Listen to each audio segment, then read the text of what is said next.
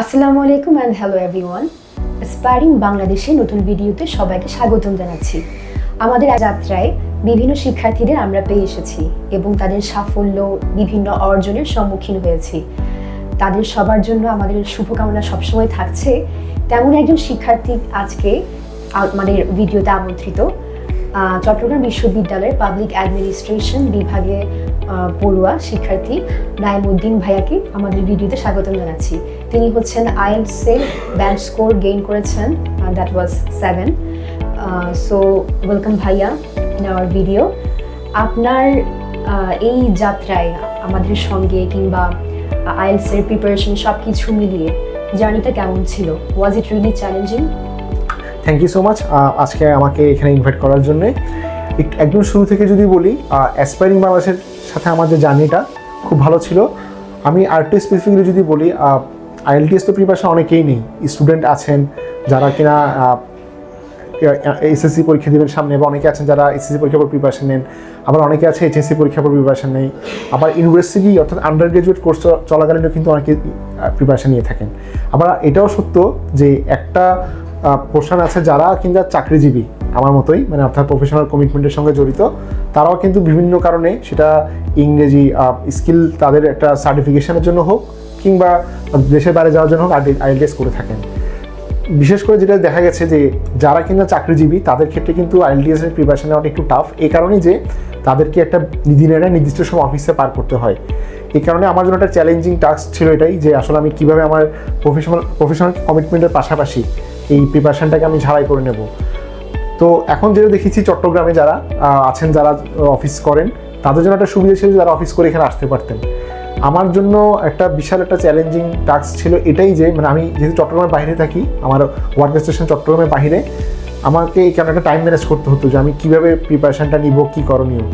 So যখন দেখছি যে আমি আসলে থাকতে পারছি না চট্টগ্রামে, শুধুমাত্র সপ্তাহে শুক্র কিংবা শনিবার আমি চট্টগ্রামে উপস্থিত থাকি, পারিবারিক বিভিন্ন কাজ করি বা থাকা হয়, সেখানে আমি অ্যাসপায়ারিং বাংলাদেশের যে কোর্সটি আছে আইএলটিএস অনলাইন লাইভ ক্লাস, আমি ওটাতে জয়েন করেছিলাম গত ফেব্রুয়ারিতে। এটা আমার জন্য কী বলবো, মানে এটা আসলে বলে বোঝানো যাবে না, অনেক বেশি ইফেক্টিভ ছিল এবং আমি সবচেয়ে বড় কোঅপারেশনটা পেরেছি এই কোর্সের মাধ্যমে। কারণ কি, আমি যখন অফিস করে আসতাম এবং চট্টগ্রামের বাইরে থাকতাম, আমার একটা ভরসার প্রতীক ছিল এটাই যে আমি অন্তত সপ্তাহে 3টা দিন বা 4টা দিন যখন প্রয়োজন আমি যেখানে থাকি, অন্তত অনলাইন যে প্ল্যাটফর্মটা জুম হোক কিংবা গুগল মিট, আমি ক্লাসগুলো করতে পারছি। এবং আমার যে প্রবলেমগুলো হতো বা যে ভুলগুলো হতো আইএলটিএস প্র্যাকটিস করতে গিয়ে বা যে কারেকশনগুলো প্রয়োজন, এগুলো আমি ক্লাসগুলোর মাধ্যমে শিখে নিতে পেরেছি। সো এটা বলতে হয় মানে অ্যাজ এ হোল যে আসলে অ্যাসপায়ারিং বাংলাদেশ আমার জন্য একটা আশীর্বাদ হিসেবে ছিল। বাহ, অনেক ধন্যবাদ ভাইয়া। আমার পরবর্তী প্রশ্ন হচ্ছে, বর্তমানে তো বিভিন্ন আইএলটিএস সেন্টার ইনস্টিটিউশন রয়েছে চট্টগ্রামে, অনেক রয়েছে। তো কমার্শিয়ালাইজেশনের এই যুগে আমাদের এনভায়রনমেন্ট আপনার কাছে কেমন লেগেছে?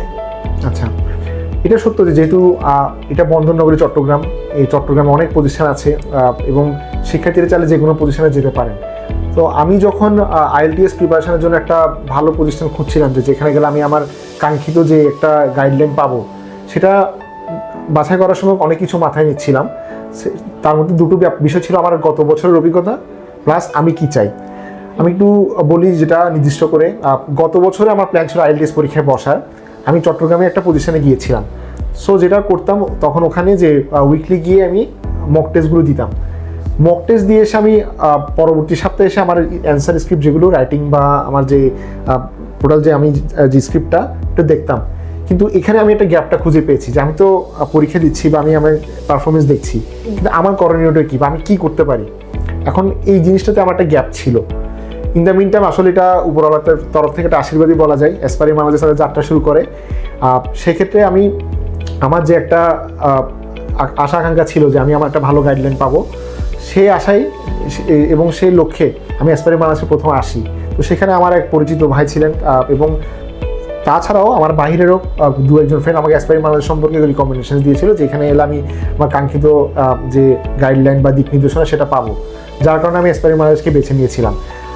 এবং এটা আমি এখন একদম হল অফ করে বলতে পারি এটা, এবং আমি 100% অ্যাসিওর করতে পারি যারা দেখছেন এই ভিডিওটা, যে চট্টগ্রামে আসলে অনেক প্রতিষ্ঠান তো দিবে আপনাকে গাইডলাইন বা ইনস্ট্রাকশন আইএলটিএস একটা ভালো স্কোর করার জন্যে, কিন্তু আপনি যদি একটা মানে ফিডব্যাক ভালো ফিডব্যাক পেয়ে আপনার পারফরমেন্সটাকে আরও ভালো করতে চান এবং আপনার ডেইলি যে পারফরমেন্স বা মক টেস্টের যে পারফরমেন্স, এটাকে যদি আপনি আর একটু পারফরমেন্সের বেসিসে আপনি একটু ঝালাই করে নিতে চান, সেক্ষেত্রে অ্যাসপাইরিং বাংলাদেশের 1-to-1 সেশন কিংবা ফিডব্যাক সেশনটা খুবই কার্যকরী। এবং এটা আমি বলবো যে এটাই অন্যান্য দিক থেকে, অর্থাৎ পারফরমেন্স এভালুয়েশনের দিক থেকে অ্যাসপাইরিং বাংলাদেশ ওনার পজিশন থেকে সম্পূর্ণ আলাদা। সো আমি এই কারণে সবাইকে রিকমেন্ড করবো, আপনাদের যদি প্ল্যান থাকে IELTS পরীক্ষার প্রিপারেশন নেওয়ার, অবশ্যই অ্যাসপাইরিং বাংলাদেশে আসবেন। থ্যাংক ইউ সো মাচ ভাইয়া। আমরাও আসলে অনেক ধন্যবাদ জানাতে চাই এবং কৃতজ্ঞ আপনাদেরকে সাহায্য করা, আপনাদের উন্নতি কিংবা আমাদের সকল ক্লায়েন্ট, সকল স্টুডেন্টের বেনিফিটসই আমাদের একমাত্র মিশন অ্যান্ড ভিশন। আমি অলমোস্ট সব কিছুই আসলে আপনার উত্তরের মধ্য দিয়ে কভার আপ হয়ে গেছে। আমি আর বেশি দূর আগাবো না। আমার শুধু শেষ প্রশ্ন হবে, আপনার অভিজ্ঞতার উপর ভিত্তি করে, যেহেতু আপনি রিসেন্টলি IELTS পরীক্ষা দিয়েছেন, সব কিছু মিলিয়ে যদি আমাদের ভিউয়ার্সদের জন্য একটু ছোট্ট করে বলতেন, IELTS পরীক্ষা কি খুব সহজ নাকি খুব কঠিন, আপনার কি মনে হয়? আচ্ছা, ওকে। আমি যদি আমাদের একজন স্টুডেন্টের বাংলাদেশের প্রেক্ষাপটে পুরো স্টুডেন্ট লাইফটাকে একটু অ্যানালাইসিস করি, কয়েকটা বিষয় দেখা যায়, কয়েকটা ধাপ, যেমন SSC, HSC বা ইংলিশ মিডিয়ামে যেটা থাকে A লেভেল, O লেভেলস, তারপর আমাদের হচ্ছে ইউনিভার্সিটি লাইফ অর্থাৎ আন্ডার গ্রাজুয়েট স্টাডি, দেন অনেকে আবার মাস্টার্সও করে থাকেন, পোস্ট গ্রাজুয়েশন, সেটা নিজ ইউনিভার্সিটিতে বা বাইরে গিয়েও করে থাকেন। এখন ওই যে ইনস্টিটিউশনাল যে আমাদের এডুকেশন যেটা এই ব্যাপার, এখানে দেখা যায় যে আমাদের একটা নির্দিষ্ট সিলেবাস থাকে, কিছু কোর্স থাকে, এগুলো আমাদের মাথায় রাখতে হয়। অনেক ক্ষেত্রে অ্যাসাইনমেন্ট থাকে, প্রেজেন্টেশন থাকে, আর অনেক কিছু থাকে। অর্থাৎ এটা একটা নির্দিষ্ট ফোকাস থাকে এবং একটা সিলেবাস থাকে, অনেক কিছু আমাদের মাথায় নিয়ে পরীক্ষা দিয়ে ভালো বসতে হয়। এখন দেখা যাচ্ছে, তো আমরা অনেক ক্ষেত্রে অনেক সময় দেখেছি এবং আমার স্টুডেন্ট লাইফে দেখেছি যে পরীক্ষার আগে সবাই কতটুকু নার্ভাস থাকে। কিন্তু IELTS প্রিপারেশন ব্যাপারটা আমি যেটা দেখেছি, এটা হচ্ছে সম্পূর্ণ একটা মাইন্ড গেম প্লাস টাইম ম্যানেজমেন্টের খেলা।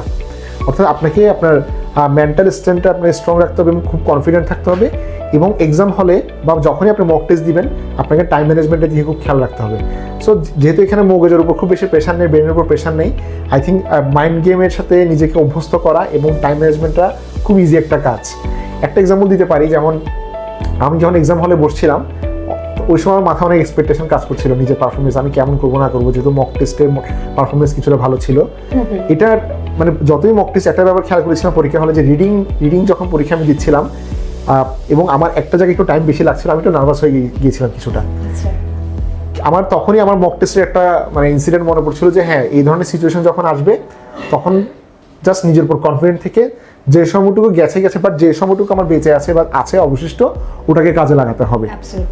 সো এটাই বলছি যে আসলে মক টেস্টগুলো আপনি যখন দিবেন বা IELTS এক্সামে যখন বসবেন, সেটা আপনার বাসায় নিজে প্র্যাকটিস করে হোক বা কোনো একটা প্রতিষ্ঠানে মক টেস্ট হোক কিংবা একদম মেইন পরীক্ষায় হোক, সবসময় আপনাকে এই স্ট্র্যাটেজিগুলি খেলতে হবে। অর্থাৎ আপনার নিজের মনকে শান্ত রাখতে হবে এবং শেষে টাইম ম্যানেজমেন্ট দিয়ে খেয়াল রাখতে হবে।